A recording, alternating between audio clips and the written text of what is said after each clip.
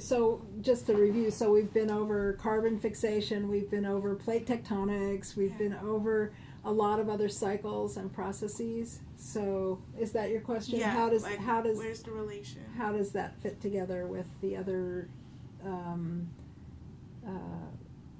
chemical reactions that we're talking about? Citric acid cycle to carbon fixation, and we sort of fit together with plate tectonics yesterday, but.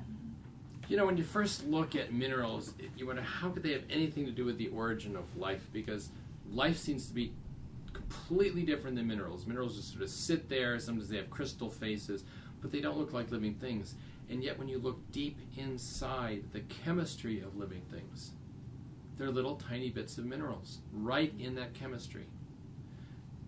The chemical reactions that help keep us alive, called metabolism, require something called proteins that help make those chemical reactions more efficient.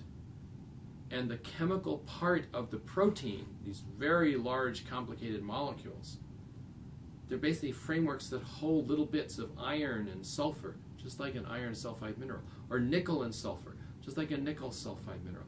They're contained in our biochemistry, in every cell of our body. They're these tiny fragments that look for all the world like the kinds of minerals that were on the ancient earth, the kind of minerals we invoke when we talk about the origin of life.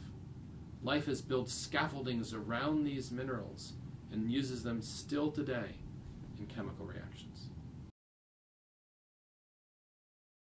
I was just curious, exactly like what other question, like the discovery, like when you finally figure out what the whole thing is. What kind of questions will it bring about after that? Or is that the end? Like, is there more things to discover? Good question.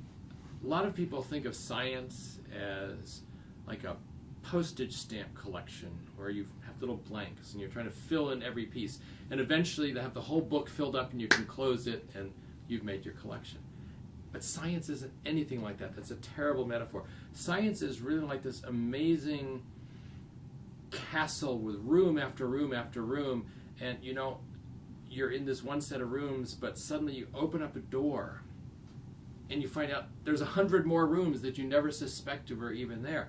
If we could understand the process by which life arose on Earth, or at least a process by which it could, it would open tremendous opportunities for new questions. We'd start saying, well, are there alternate life forms? Can we synthesize those?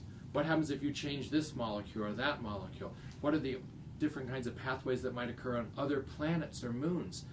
Mercury or Mars, for example. Could there be life on those worlds? And would it be different because the minerals are different or the oceans were different?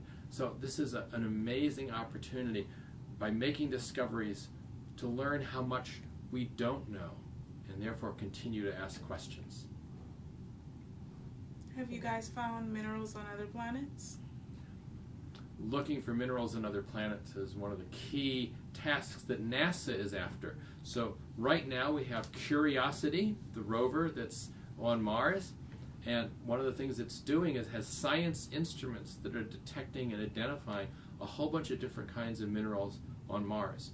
Now, just this week that we're doing this recording, they discovered clay minerals. For the first time, positively identified clay minerals through analysis. We suspected they were there, but that's really neat. Clay minerals mean there had to be water. Clays form soils and sediments. They indicate that there was weathering and erosion. It indicates there's energetic reactions of the kind that might be needed by life if life was to have risen once on Mars. So there's lots of exciting discoveries in the area of mineralogy and other planets.